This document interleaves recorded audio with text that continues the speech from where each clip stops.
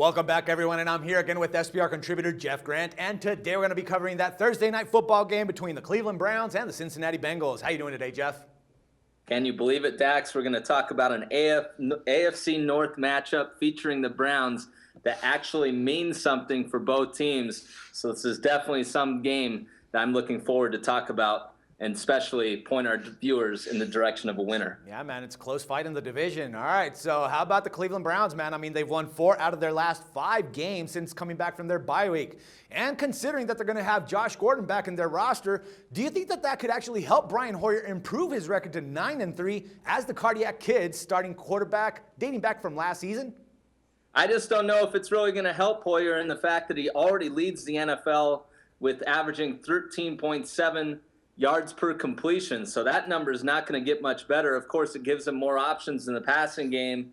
But I'm more important in the fact that the coaching staff just hasn't landed in a situation like this under a first-year head coach, a quick turnaround game in prime time against a division rival. That's a lot to overcome, and especially when the Browns have really played their best football in the second half of the season, allowing just 68 points. That's the second fewest in pro football. But the problem with that, with the quick turnaround, this team may be gassed in the final 30 minutes of play. Yeah, I agree, man. I agree. Now, as for Cincy, they've actually been making a lot of money for a lot of people right now, going 13-0-1 straight up and 12-1-1 against the spread in their last 14 regular season home games. But this year, they're struggling a little bit on the defensive side of the ball, positioning themselves as the 30th worst defense in the league. But besides that, right now they're being favored by 6 points in this AFC North rivalry game. So my question here, Jeff, is do you think that they're being simply favored because of the fact that those previous straight up and against the spread records? Oh, absolutely. I mean, you have to favor the Bengals by at least 4 points in this matchup just because of those home numbers at Paul Brown Stadium. I think the main reason why the Bengals have really struggled defensively is because they've been really injured in the second level of the defense at the linebacker position. The problem is for Cleveland, though, they haven't been able to run the football since center Alex Mack went down 3 games ago. They have 158 rushing yards over that span, and Ben Tate averaging just 1.6 yards per carry. And more importantly for Cincinnati, they have a 15-7 straight-up record in this series under Marvin Lewis, and he's lost just once at home versus Cleveland when having his number 1 quarterback under center. And, of course, Andy Dalton, 9 touchdowns and 7 interceptions in his last 4 games against Cleveland, winning both of his home starts in that stretch. Yeah, and he's also getting A.J. Green back, which should be a little bit healthier from last week. Now, my man, considering that this team, the Browns right now, are completely different from what we've seen in the past, and that the Bengals right now are suffering on their defensive side, should we actually be looking to bet on the points, taking the points, or laying the points in this game?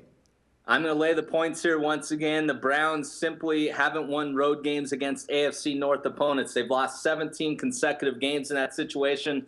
The last time Cleveland has traveled on the road and beaten a division opponent was September 28th of 2008. That's just not a trend that I'm going to ignore, given the fact that we already discussed Cincinnati's dominance at home.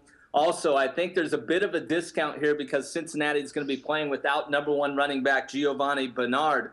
But Jeremy Hill, the rookie out of LSU, has proven to be a capable backup, and he hasn't lost a fumble in his last 459 touches. Going back to his collegiate days at Baton Rouge, he has yet to lose a fumble in the NFL in 88 carries, and he leads all NFL rookies with 5 touchdowns. So I'm going to back the Bengals to improve upon their 7-2 ATS mark as home favorites of 3.5 to 7 points. All right, good stuff, my man. As always, Jeff, it's a pleasure talking football with you, and I look forward to doing this again tomorrow. Thank you. No problem. And for SBR Picks, this is Dax Floyd. The SBR Network offers free sports picks and game breakdowns, big money free betting contests year-round, a real-time Vegas-style odds monitoring service, and much more. So come see for yourself.